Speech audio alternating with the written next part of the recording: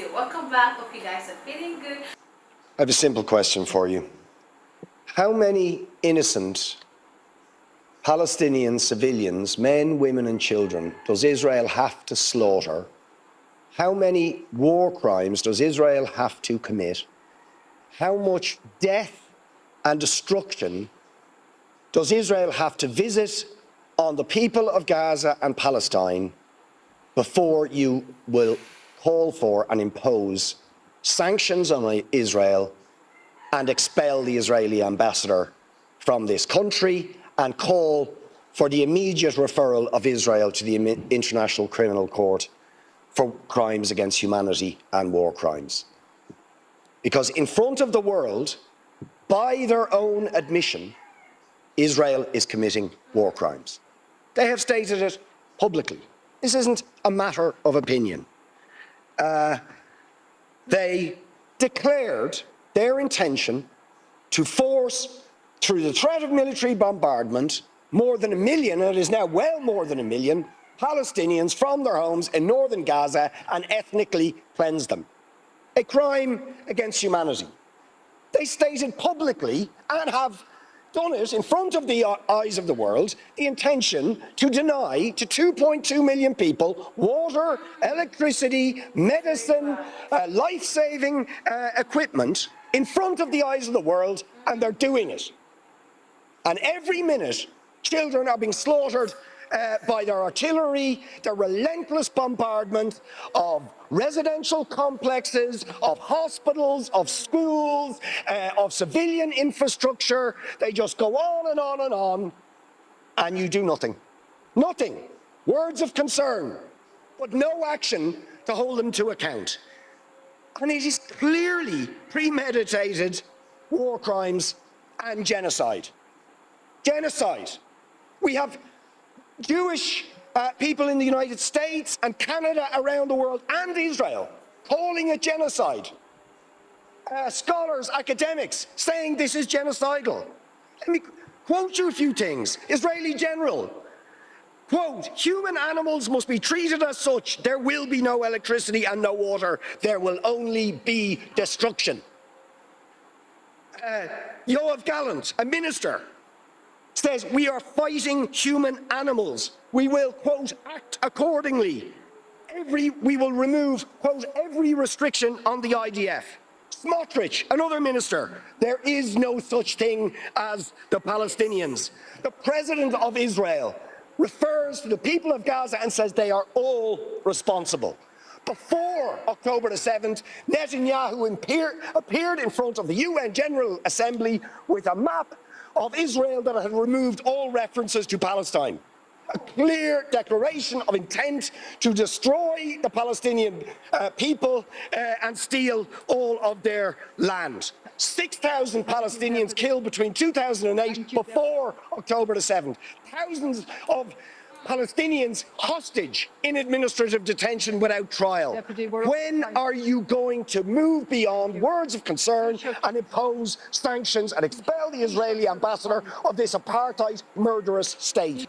Well, first of all, I'm horrified by every single death. But you see, the world is responsible for failing to call out the reality of the Israeli regime. It is an apartheid regime. It was set up on the basis of the ethnic cleansing of 750,000 Palestinians. It has sustained itself through the ethnic cleansing ongoing of Palestinians, day in, day out, in East Jerusalem, across the West Bank, everywhere. Even where there's no Hamas. I mean, I lived there. At the beginning of the first Palestinian Intifada in 1987, there was no Hamas. Young people rose up because their entire future had been stolen from them. They were suffering ferocious oppression at the hands of the Israeli regime and military, and they rose up. There was no Hamas. The PLO weren't even in the country, they were in Tunis. And Israel met them with brutality, with murder, with administrative detention, with ethnic cleansing, and they have continued that day in, day out. And yet, your government refuses to even call them an apartheid regime. You refuse to acknowledge the ethnic cleansing, the war crimes that Human rights organisation after human rights organisation has begged and appealed to you and European governments to hold them account, to end their impunity. The world has given them the licence to conduct the savagery they are doing now, and they are responsible for the crimes that we are witnessing. If we want to end the murder, we have to hold Israel accountable for its crimes. That was powerful. Yes, I love the fact that the man spilled it out. Like, that is the person that knows what the people, the civilians, the people of Palestine are going through. You know, when you understand the pain of people, you want to voice out, you want to show your concern towards them.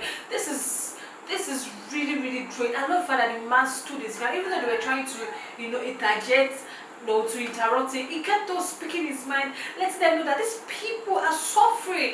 No food, no water, no electricity, nothing. Just imagine you staying in a place where I just imagine how they are coping, how they're surviving. This is so painful to listen to. Like, why? What's going on? At least they should provide all these necessities for them. I know it might not work out because of what is going on right now, the war and everything, what's going on right now. There's no way all these things, but at least people must survive. These innocent people that they have nothing against the government. These innocent people that are just trying to live their normal life are the ones suffering. I love the way the man voiced out. I love the man spoke his mind. Let them know that what is going on. What are they doing to make sure that things change? What are they doing to make sure that there's improvement? Improvement is very, very important. You like, I don't know. People they need help. There are a lot of people crying for help. Just by reading some helping hand can save a whole lot. It can save thousands of people in a particular nation. If they can if they can reconsider this request this man gave, I think this will start to change for good.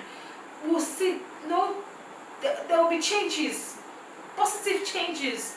That was beautiful to watch, and I'm very, oh my God, I was very, like, what he was saying actually moved me. It touched me because I'm human. We are all human. Just imagine what they are going through. It's not easy. It's not easy. I just hope these two countries can just, settle things out among each other, so that the people that are suffering from the two nations will live their normal life, so that there can be peace. People can live their normal life, and that is it. It's freedom. People are crying for their freedom.